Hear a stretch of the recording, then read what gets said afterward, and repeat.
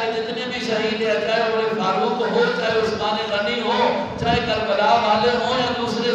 صحابہ اکرام ہوں یا اس کے بعد دوسرے دنیا کے لوگ، جو دین کی خاطر انہوں نے اپنی جان کو قربان کر دیا، اعلاء کلمت اللہ، اللہ کے دین کے غلبے کے لیے انہوں نے اپنے آپ کو قربان کر دیا ہے، وہ شہادت کا مقام پا جاتے ہیں۔ اور شہادت کا مقام اتنا اونچا ہے، اتنا اونچا ہے، اٹھاؤ مسلم شریف جا کر، جناب محمد مصطفیٰ صلی اللہ علیہ وسلم فرماتے ہیں کل قیامت کے دن نہیں بلکہ اس سے پہلے ہی رب ذوالجلال جب شہید جنت میں چلا جاتا ہے، شہیدوں سے رب ذوالجلال پوچھتے ہیں، آقا نے خبر دی ہے، شہیدوں سے رب پوچھتا ہے، شہیدوں بتاؤ کیا ضرورت ہے؟ اللہ،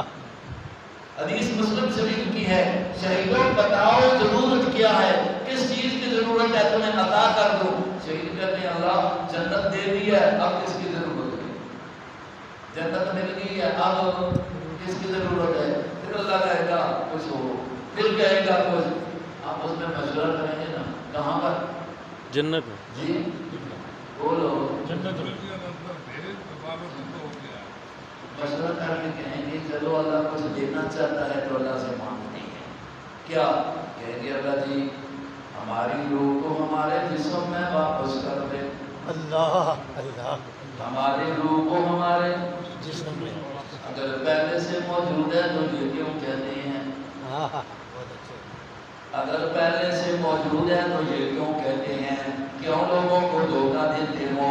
اللہ کے سامنے وہ درخواست کرتے ہیں کہ مالک الملک